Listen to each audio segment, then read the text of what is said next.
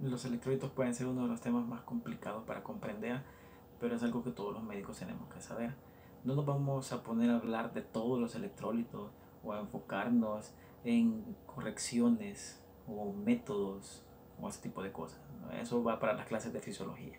Vamos a hablar principalmente de una patología y una instancia específica, el síndrome de desmielinización osmótica. Pero para empezar a hablar, vamos a hablar desde la base, desde el inicio, ¿no? Para darle un poquito de contexto a lo que vamos a discutir. ¿Qué son los iones?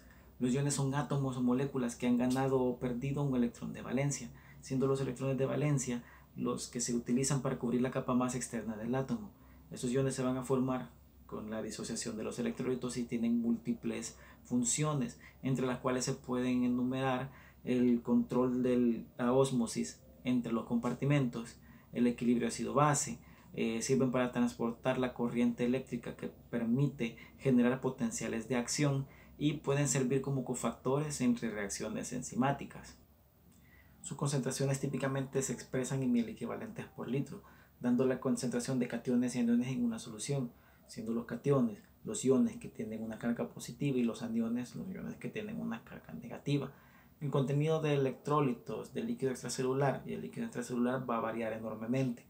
El sodio es el catión extracelular más importante y el anión más abundante es el cloro. En el intracelular es diferente, el catión más abundante es el potasio y los aniones más abundantes son las proteínas y los fosfatos.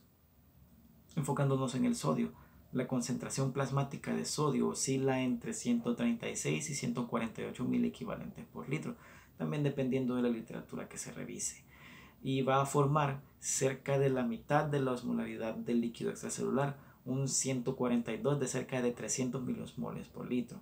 El sodio es necesario para la generación y conducción de potenciales de acción de neuronas y de fibras musculares, lo cual se va a dar por medio del flujo del sodio a través de canales regulados por voltaje en las membranas plasmáticas.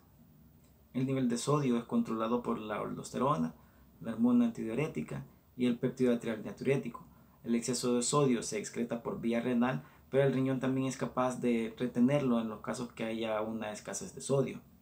La caída del sodio abajo de 135 genera la condición llamada hiponatremia, por lo cual cesa la producción de hormona antidiurética y se excreta más agua por la orina. De esta forma se equilibra la concentración del sodio. El péptido atrial lo que va a hacer es aumentar la excreción de sodio en los casos de que haya una hipernatremia. La hiponatremia se puede deber a una pérdida de cloruro de sodio en el líquido extracelular o aumento de agua en este mismo. Los trastornos que pueden ocasionar una hiponatremia por pérdida de cloruro de sodio implican diarreas y vómitos, uso de diuréticos específicos que alteran el metabolismo del sodio, nefropatías específicas y la insuficiencia renal primaria, así como también una retención excesiva de agua. La hiponatremia se clasifica en leve de 134 a 130, moderada de 129 a 125 y grave menor a 125. Aunque en estas regiones andamos acostumbrados a ver hiponatremias un poco más severas de 110, 105 o 100. ¿No? Una importante consecuencia de la hiponatremia es la inflamación celular, que va a tener efecto en diferentes tejidos, especialmente a nivel del encéfalo. Una rápida reducción del sodio del plasma puede provocar edema de las células encefálicas, originando síntomas neurológicos como cefalea, náuseas, letargo y desorientación.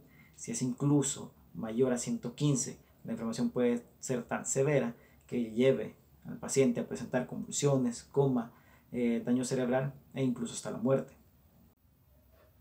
Cuando la disminución se realiza lentamente, el encéfalo y los tejidos responden mediante el transporte de sodio, cloruro, potasio y sólidos orgánicos desde las células hacia el compartimento extracelular, lo cual va a atenuar el flujo de agua y la inflamación.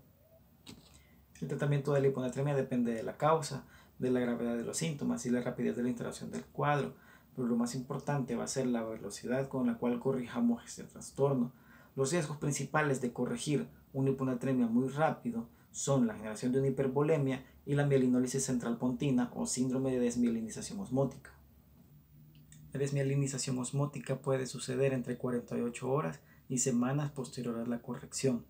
Los pacientes van a presentar una mejoría clínica debido a la disminución del edema, sin embargo, esta se va a ver seguida por un empeoramiento neurológico, principalmente motor, en el cual podemos encontrar dificultad para articulación de palabras, dificultad para la deglución, letargia, convulsiones y coma.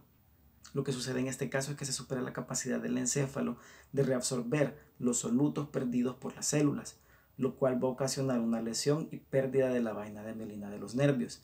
El riesgo de mielinólisis va a aumentar con una corrección de sodio arriba de los 12 mil equivalentes en 24 horas, también con una hipopotasemia preexistente, desnutrición y alcoholismo.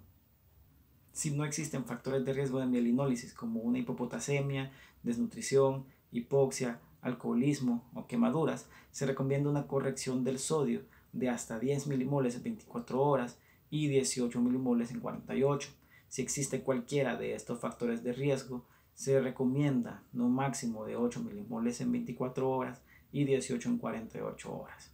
Lo más importante es que cuando el síndrome ya se ha establecido, el tratamiento de este paciente que está en un coma, letargo, una parálisis distal espástica, simplemente va a ser medidas de soporte. Y la recomendación para el día de hoy, traída por los Smashing Pumpkins, no hay más que agregar. Los Smashing Pumpkins, una de las más grandes bandas de los 90, rock alternativo, pleca grunge. Y lo que traemos para el día de hoy es esto: Smashing Pumpkins, Melancholy and Infinite Sadness, uno de mis discos favoritos. Son dos discos, dos CDs específicamente. ¿Quién ocupa CDs en estas épocas doradas? ¿Quién los colecciona? ¿Quién se acuerda de ellos, no? Entonces, un muy buen álbum, sacado en 1995, octubre 23, si no me equivoco. Es un disco doble, cuando todavía existían los discos dobles, ¿no? Entonces, compuesto por Down to Dusk y Twilight Starlight. Es un disco lleno de diferentes géneros, de múltiples facetas musicales. Es como subirse a una montaña rusa. De repente estás escuchando una canción melódica y la siguiente es un rock bastante pesado, con guitarra con bastante distorsión.